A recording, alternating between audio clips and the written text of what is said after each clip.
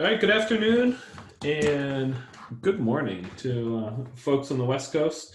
Welcome to Sedaru Live webinar. We'll give everybody a minute or two to get situated here. Make sure your screen resolution's where you want it. Make sure your audio is where you want as well too.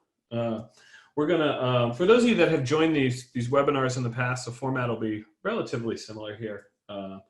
We're going to try to keep this to roughly 30 minutes, but certainly also want to answer as many of your questions that you have and do that as efficiently as possible as well too. So, but overall about 30 minutes worth of content to for us to go through.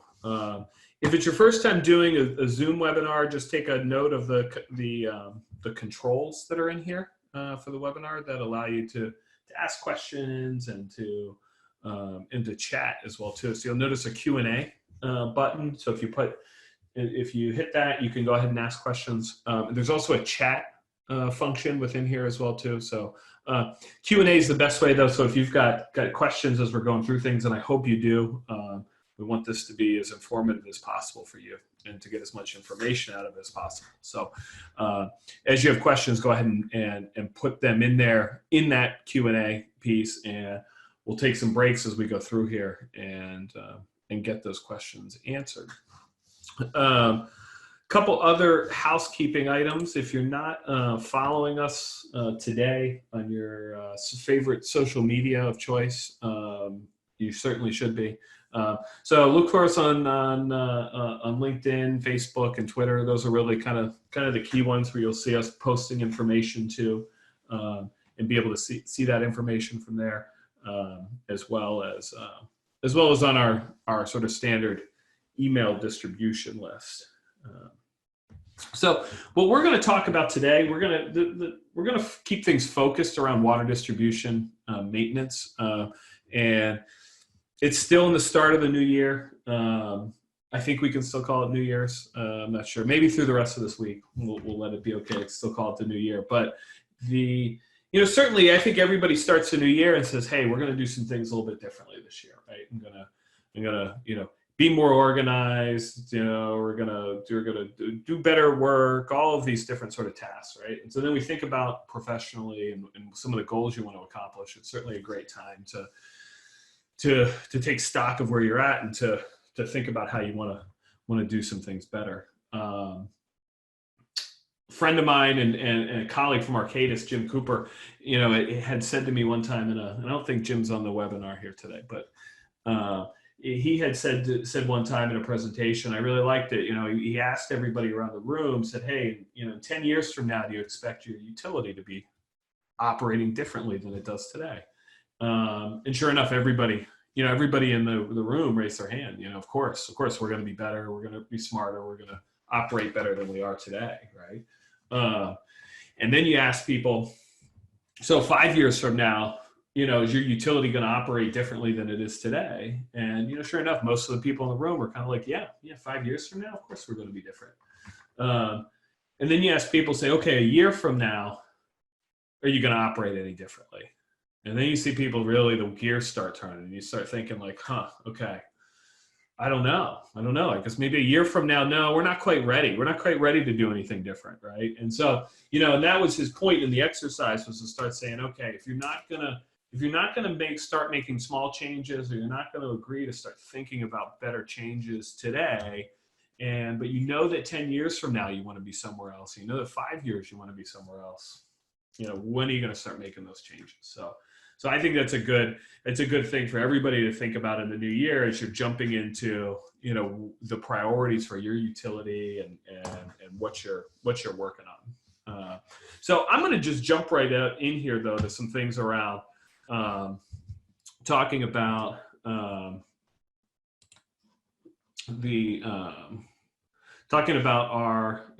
Sedaru Omni platform, and being able to use Sedaru Omni to manage your water distribution maintenance and related tasks. So some of you folks have seen I'm sure have seen this application before. We're going to talk about this, and then we're also going to hit the field application and talk about how that is, how that can be utilized to really try and to take your water distribution maintenance activities to the next level. And then, like I said, as I'm going through this and you guys have questions, make sure you're posting those questions in here. And we'll go ahead and get those addressed. So there's a couple neat things I like about the interface and what we're doing, right? One is that it is geared around the idea that doing maintenance, asset management related activities, all those things for your water utility should be easy for the average person at the water utility to be able to do, right? So if we create tools that our IT people love, that our GIS people love, it's not that their needs aren't important, but those typically represent, at an average utility, a handful of people, right? Many utilities, that's one person, right? Or that's two people. And at a larger utility, you might have 3 or 4 IT GIS people, and then you got 30, 40 people in the field, right? You've got all kinds of other folks that are casual users of things, right? So those applications have to be easy to use, right? So, and that's really one of the things that goes into what we do. So when you're looking at this Omni application, and I'm going to kind of scroll in here on the map, and you see the map is really front and center. We work really closely. Everything you're seeing here is built off the ESRI software tool. So it's designed to leverage your ESRI software investment. And again, really every utility is working with GIS in some fashion or another, right? You might not love where you're at with GIS, and this can help get you to the next level. But if you're really using GIS well too, this leverages a lot of that. And so I'll continue to kind of just zoom in here a little bit, and you'll see I can come to a particular area. I'll click on a pipe. It's going to give me details about that pipe, right? And this is all kind of basic GIS pieces here, right? I can come and kind of click and see anything I want. I'm going to come here and click on a hydrant and see information about that hydrant, right? And see that. So all that sort of standard GIS viewing functionality, but again, made it so that it's simple and it's easy for somebody. And then you see across the top, you've got what we call performance tiles. And so these performance tiles can really relate to anything that I want them to, essentially, right? So I'm clicking on a tile here that's saying, I've got 28 open valve work orders. And so you'll notice here, you see these little blue dots around the screen? That's the location of these open valve work orders that have been selected. And then I also can see them on the right over here, right? So I can see here, I've got a valve exercising task. There's a valve repair task that was just assigned this morning. I can see that right in there.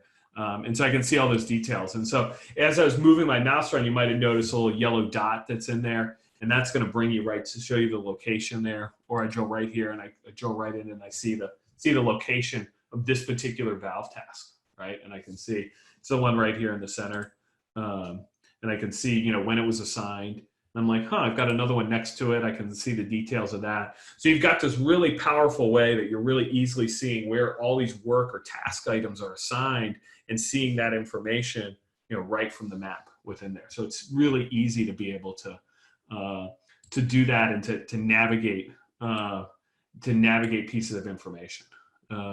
You see also here we've got things like customer information pulled in here. So I just click on one of these meters. I can see details about that particular customer. And again, you're setting this up to whatever makes sense for your system, for your workflows, right? So you might want to say, you might not want to set up customer workflows, for example, initially, right? You might want to focus it on other things, right? Any of those sort of pieces. So you've got a tremendous amount of flexibility there in how you want to govern and set up those things. We're not going to get into it. We're not going to get into it today, just for time. But I think we'll definitely do another webinar at some point, all around 811 locate. But you have the ability here within Sedaru for your system to be configured around automatically pulling in 811 dig tickets. And that's what you're seeing here on the screen, that little polygon shape. So it'll automatically pull those in.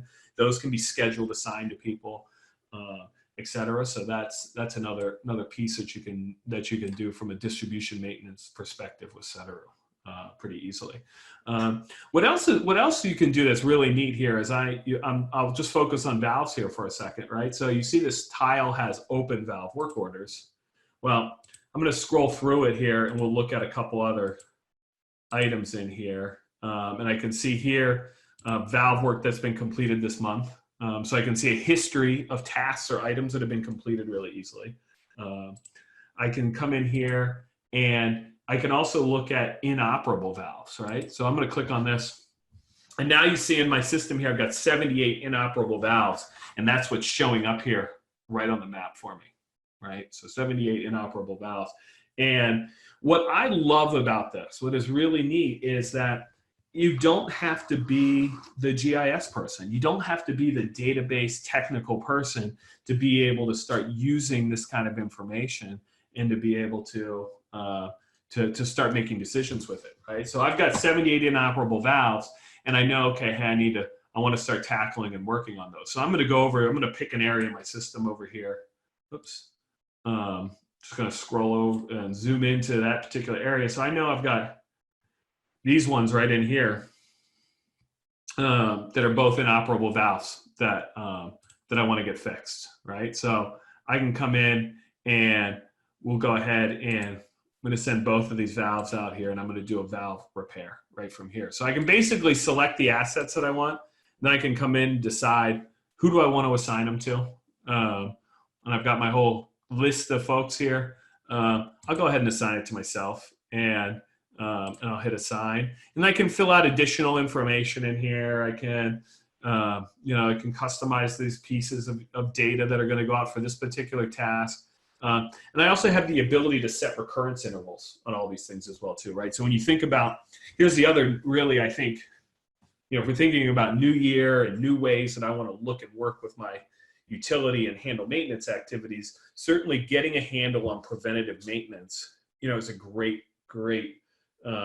goal to set on things, right? And sometimes what I even like to say with some of that stuff is, let's not even worry about how bad or lacking maybe we were in 2019. Let's just start in 2020 and say, hey, you know what? We're going to do a better job at preventative maintenance than we did, right? And so I can go in and I can set up some of these tasks and I'll go ahead and say, hey, this is going to be a recurring task that I'm going to do. And I'm going to do that on a weekly basis or more from there. And so let's see. So we'll leave this, since it's just a repair, it's not going to be a recurring task. So we're just going to leave that, and I'll go ahead and say, and create the task in there. And really assigning a work order and doing that from here is designed to be that simple. So I've really got fundamentally kind of 3 different ways that I would assign work orders or tasks to people. I have the ability to use these performance tiles, right, to select items for me. And so that's one method I've got in front of me.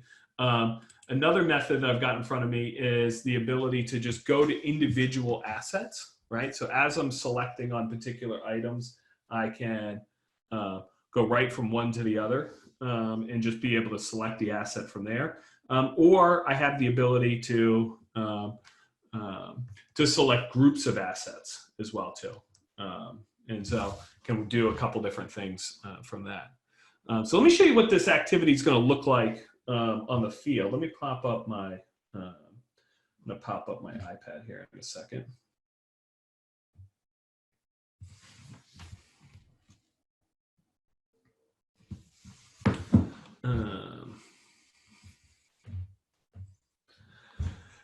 And I'll show you what things can look like in the field here. Let me make this full screen here. Get an idea here. And I will, and while I'm doing that here, I'll hit on a couple of questions here too that folks have had. So one of the questions, if you had a large list of people, can you start typing to assign names, or can you scroll through the list and all that? Yeah, you can actually start typing and it'll filter out people's names in the list for you and try to make that as efficient as possible. The interface works pretty nice because I can kind of click on somebody and I'll see that they've been selected. I can select multiple people from there as well too. So you've got different options in there in terms of how you want to do that. There was another question too around how we interact and work with the ESRI database there. So, and it's really neat in the sense that, so what you're looking at for all the GIS data, and this is the field application that you're looking at here, and it really, excuse me, works the same way as the Office application, but you're able to see the data you're looking at is is pulled directly from GIS services, right? So those can be services that are hosted by us. So a lot of smaller utilities that don't have a large GIS or IT staff, Sedaru will host all that information for them, make it a lot easier for everybody to just get up and running. If you already have an ESRI investment, though, you can actually host and manage all of that information yourself, and Sedaru connects directly to those live services. So when you update your GIS, you're going to see that reflected automatically in Sedaru. Sedaru also uses the GIS for the storage of all its backend information. So the same kind of thing applies. Like, we can host it all for you, or if you want to maintain all that work order asset information yourself, it can host it directly there too.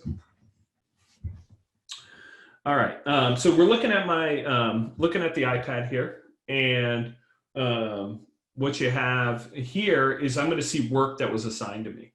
So it's pretty neat. I can come in here, I'll touch on pipes, and what you're going to see is 19 pipe-related tasks that have been assigned to me. If I come in here and I touch on hydrants, you're going to see the location of 20 hydrant-related tasks that have been assigned to me. And I'll kind of scroll over here, and you'll see, you know, in this particular setup, there's a whole slew of different tasks that have been assigned for me to work on, and kind of gives you an idea of all the different things that I could be using Sedaru to handle. You know, one of the more popular things too that people use Sedaru for that we probably don't talk about as much is that you can use it for water quality sampling, right? So I can come here, and you see here I've got a water quality sampling site that's active in here, and I can come in here and we'll go and get the details of that particular location. I'll hit start, and then I can go in here and I can fill out all the details around my water quality form here. And you'll see this is, you know, water quality forms, they vary from state to state. There's a lot of different data that can be collected in there, but all that information can be listed right from within there. So it's a really neat application of Sedaru. One of the things I like about this, you can collect all that field sample data right from here. Folks within the distribution system then have immediate access to things like pH and chlorine, and I can immediately start trending on chlorine residuals in my system, overlaid with my GIS, and be able to do that right from there. So it's really a neat application of Sedaru. But if we think back just to like water distribution maintenance and some of that stuff here, right? We'll come back to cancel out this form. We'll come back to valves here, and we'll start with something simple here. So you see over on the right, like if I've got a list of everything that's been done, or a list of everything that's assigned to me. So again, we're trying to keep that really simple. So I'll touch on valve replacement, and it's going to bring me right in the map, right to the location of where my work or task is going to come from. I'll come in here and I'll hit start, and so now I'll see all the information about that particular valve replacement. If there were like sort of work order descriptions or comments about things, I'll see that up front. And then here I can get to filling out my actual form. And again, you can configure all these to just do exactly what you need them to do. So here I'm going to fill in, you know, replacement date. I'm going to pick a manufacturer.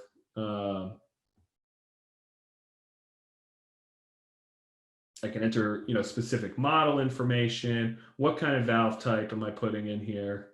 We'll put our depth of nut, right? And what you're hopefully doing, you see here, what pops up, you know, operational status, right? So what you want to make sure that you're doing with all this data collection is that you're getting really consistent data collection without making your field staff have to do a whole bunch of typing, right? So if they're doing typing, it's gonna slow everything down, and they're gonna end up not enjoying what they're doing, right? So we're gonna go ahead and you want to use the pick list everywhere that you can.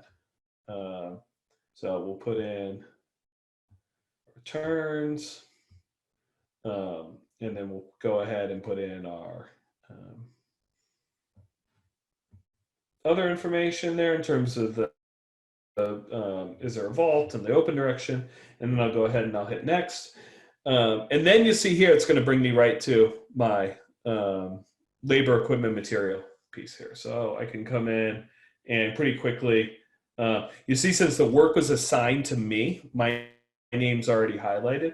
I could go on somebody else's, just touch on somebody else's name if I wanted to as well too, or I can sort of type and filter that list down in there as well. But let's say I was working for an hour and 15 minutes on this particular one. So we'll just type that in there. And then that's going to show up, and I'll go ahead and hit save. And you'll see that the employee time has been filled out. And I can go through sort of a similar setup there for the materials and the equipment used. And so that's really, I find, super. Here's the thing with all the data entry is you need to make sure that when the data entry that you're doing is easy for the staff to be able to work with, right? Because if it's not, if they're spending more time having to fill out the forms than they are doing the work that they're doing, then you got a problem, right? So you really are trying to make sure that you can make this work as easily and as quickly as possible for your staff in the field. Let's see. One of the questions that popped up here too is does this work offline, essentially? If you have bad cell connectivity. So the answer to that is yep, it does. You're going to see that with any form or any activity that you have in here, you have the ability to work offline and to be able to see. So if you have no cell connectivity, it's going to store it on the device. And then as soon as you get connectivity back, it's going to synchronize that device and do it without the field user having to worry about it. The other thing that you'll have happen is you can have this set up to work in what we call fully offline mode as well too. So there it's downloading all the maps. It's storing everything offline, and it's a little bit deeper of a synchronization process. So it's really up to you how you want to handle it. The latter version, you need a little bit beefier hardware. You run the risk of somebody out there working all day long and not synchronizing things back. And so we tend to prefer to say, hey, why don't you work in a connected environment, and that things just happen automatically. But it's really, really up to you. Couple other quick things here. You've got some nice tools in this field application. Like if I want to come in and measure a distance, I can come in here and go from one point to the next point, and it's telling me here I've got 300 feet in here distance, right? So if I'm out in the field trying to kind of do takeoffs and to measure out some things and understand that, having those kind of tools is really is always super helpful. If I hit my little arrow in the lower left-hand corner, that's going to zoom you into your location where you are now. And so you can always find where you're at anytime you need to, right? And be able to do that. And then if you want to kind of get back to your work orders or your tasks, I can come here and I'll come back and I'll touch on customers here and bring me back to looking at tasks that I'm at as well too. So it's designed to be able to to navigate all of those pieces there really quickly.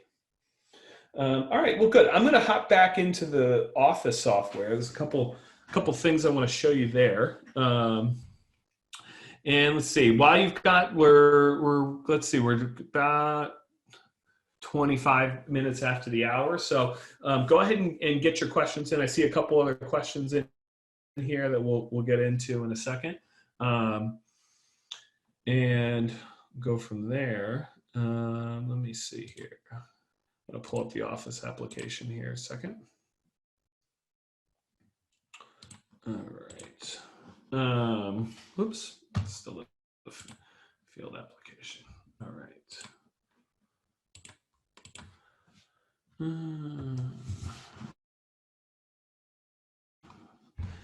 Bear with me one second. So let me answer a couple questions here. Let's see.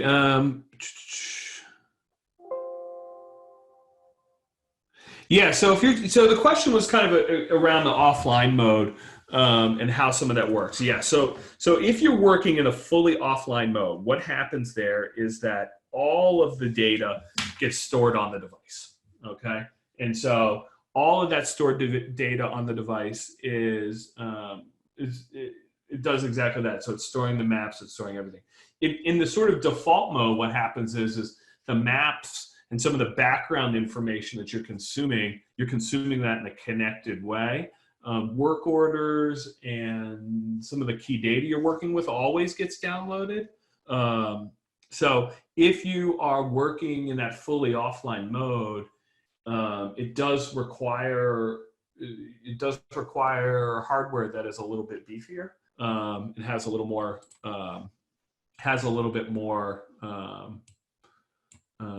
a few more pieces to it to be able to effectively kind of store everything and to work with that. Let me see here. A couple other questions here.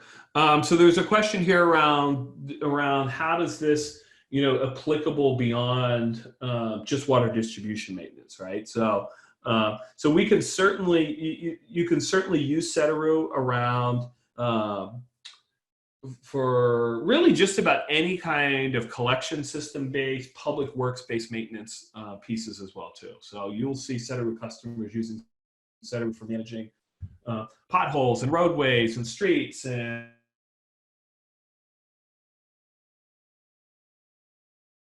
all of those sort of related assets in there. You also managing their facilities in here as well too, and being able to do that, do those kind of activities as well. So it really you can use. Let's see.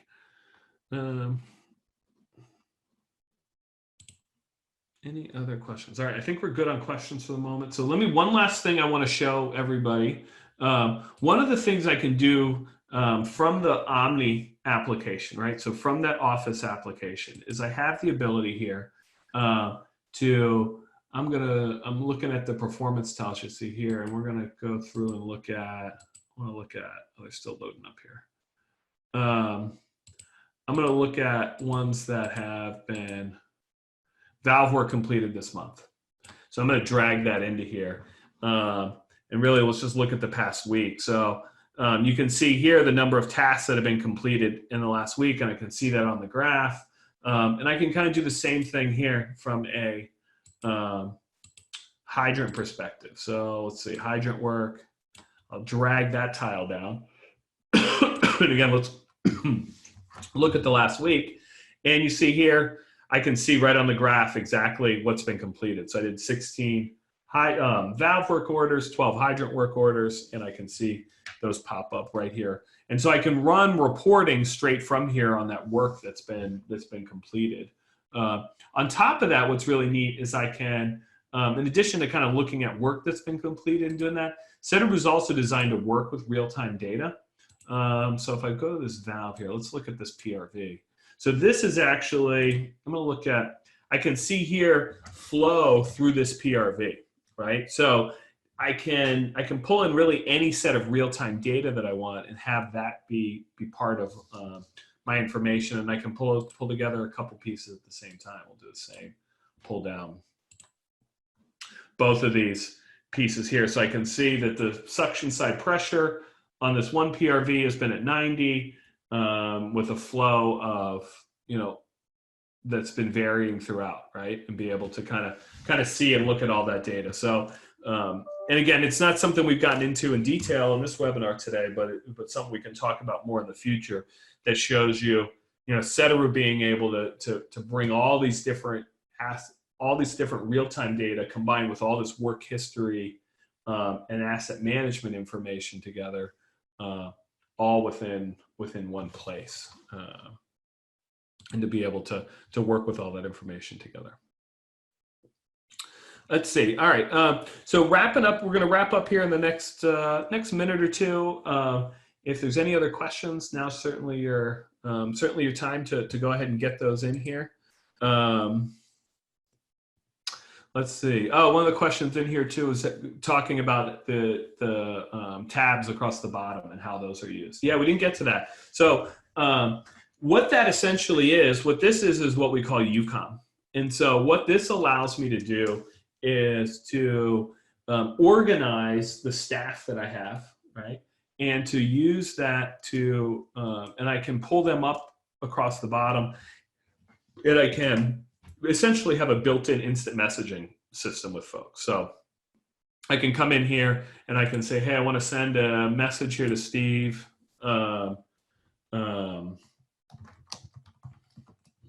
And that's going to actually go ahead and ping and send a message off to Steve, and that's going to show up on his mobile device within Sedaru. If I had something to attach and send to him, I could send that from here as well too. And then what you'll see is from the office perspective, or from the field perspective, you've got the same ability to do that, and they can send messages back from the field, again, sort of with attachments and all that, and you get a little bit more of a self-contained messaging system than people just texting and some of those pieces.